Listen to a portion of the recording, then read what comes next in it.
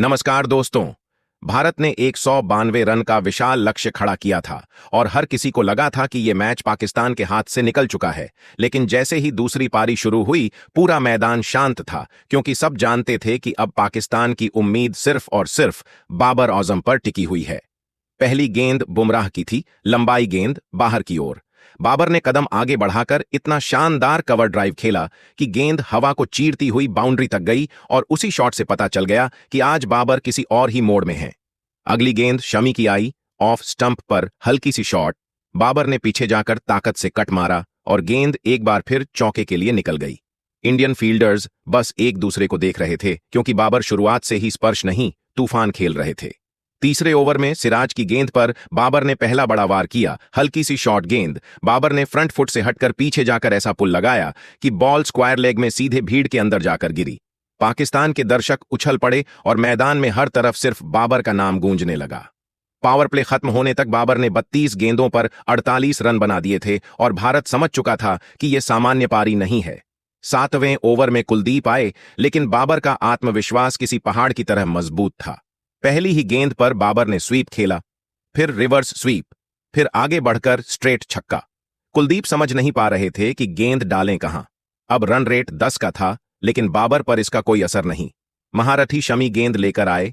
उन्होंने तेज यॉर्कर डालने की कोशिश की, लेकिन बाबर ने उसे लेट खेलकर स्क्वायर ड्राइव में बदल दिया।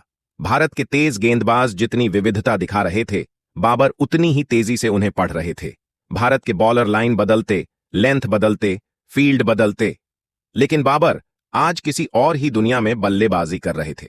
10वें ओवर में बाबर ने अपना 50 पूरा किया, सिर्फ 28 गेंदों में, और हेलमेट उठाते हुए बस हल्की सी मुस्कान दी। वो मुस्कान जो किसी भी विपक्ष के लिए डर से कम नहीं होती। पाकिस्तान को अब भी 100 से ज्यादा रन चाहिए थे, लेकिन बाबर जिस तरह खेल रहे थे, वो लगभग अकेले पूरी टीम के बराबर नजर आ रहे थे।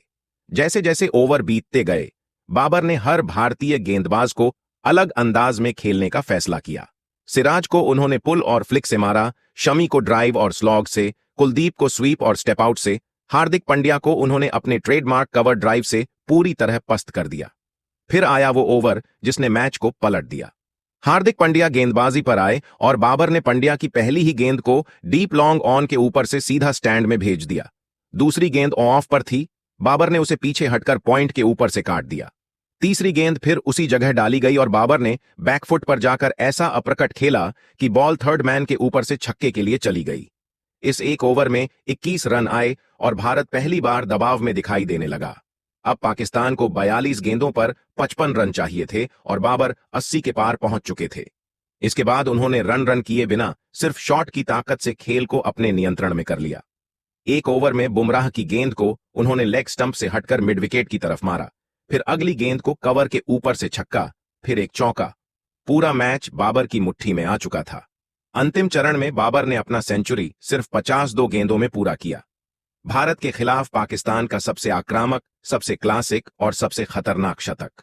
भीड़ खड़ी हो गई, डगआउट खड़ा हो गया, कमेंट्री बॉक्स खड़ा हो गया, क्योंकि आज बाबर ने सिर्फ पारी नहीं खेली थी, उन्होंने भारत के खिलाफ एक तूफान खड़ा किया था। अंतिम ओवर में पाकिस्तान को 6 रन चाहिए थे और स्ट्राइक पर थे बाबर। पहली ही गेंद पर उन्होंने शमी की फुल लेंथ बॉल को कवर के ऊपर से उठाकर चौका मारा और अगली गेंद को शांत स्वभाव से सिंगल लेकर मैच खत्म कर दिया।